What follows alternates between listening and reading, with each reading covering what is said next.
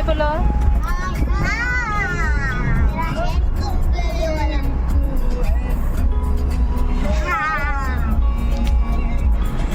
রাধে রাধে বন্ধুরা, welcome back to my new blog.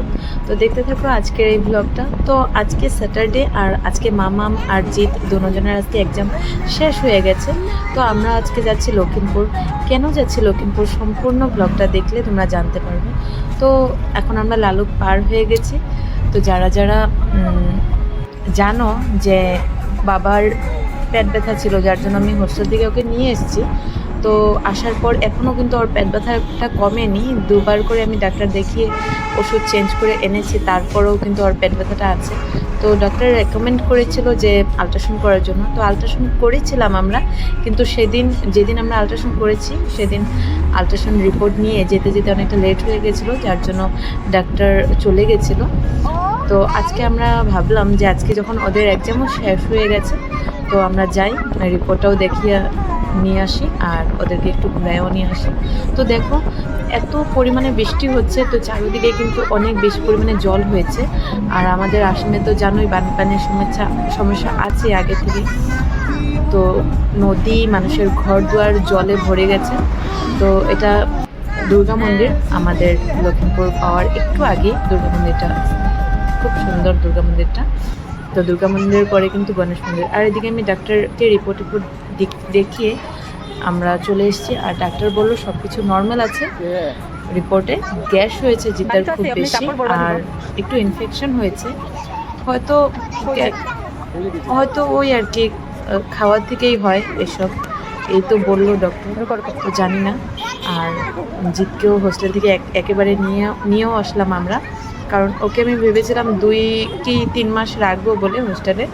যাই হোক 2 মাস সে থাকলো।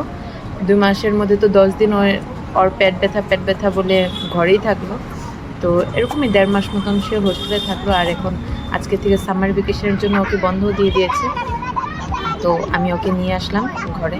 তো দেখি ও যদি এইভাবে ভালো করে থাকে, পড়াশোনাগুলো কন্টিনিউ করে, ও হোস্টেলে পাঠানোর পর অনেকটা ভালো হয়েছে এখন, মানে পড়ার দিকে মনটা দেয়। না হলে তো আগে, এখনকার ছেলের মেয়েরা শুধু মোবাইল লাগে আর গেম খেলতে চায়, তাই না?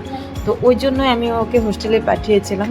তো এখন দেখছি সে অনেকটা ভালো ইমপ্রুভ হয়েছে, এত বেশি মোবাইল দেখে না, মোবাইলের কথা কয়ও না, টাইমলি পড়াশোনাও করছে, খেলছেও, খুশিও থাকছে। তো তার জন্য এখন আর আমি পাঠাবো না বলেই ভাবছি, দেখা যাক পরে গিয়ে কী হয়।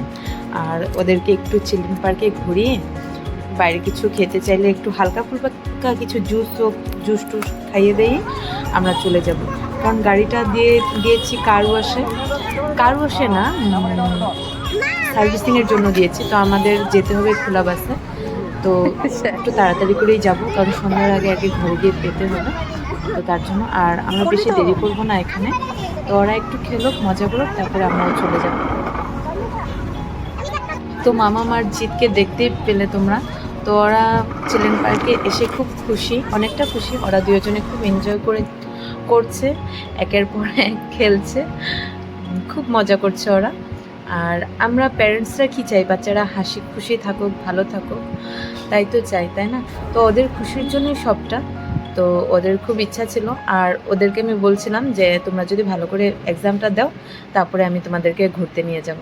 তো কথা মতেই আমিও ওদেরকে নিয়ে আসলাম। আজকে এক্সাম শেষ হয়েছে আর আজকে নিয়ে এসেছি। তো রাধে রাধে সবাইকে, দেখা হবে আবারও একটা নতুন ব্লগে। তো আজকের মতন আমি ব্লগটা আর বেশি লম্বা না করে আমি এখানেই শেষ করছি। তো আমার ব্লগগুলো তোমাদের কেমন লাগে কমেন্ট করে জানাও। আর মামা আর জিৎ অনেক দুষ্টুমি করছে এখানে। তো আমরা বেশি সময় থাকবো না, বেশি খেলতে গেলে পরে কিন্তু ব্যথা পায়। তো তার জন্য ঘুর দেখ ঘুরে। ওরা খুব জিদ করছিল আইসক্রিম খাবে, তো তার জন্য একটু করে দিলাম। আর জিতকে তো আর গোলা টোলা দিইনি, কারণ ওর পেটে যেহেতু ইনফেকশন, তো তাই। তো এখন আইসক্রিম খেয়ে আমরা চলে যাব। আর দেখি ঘরে গিয়ে কি ওদেরকে খাওয়াই, টিফিন, বাইরের কিছু আর দিব না। তো টাটা সবাইকে।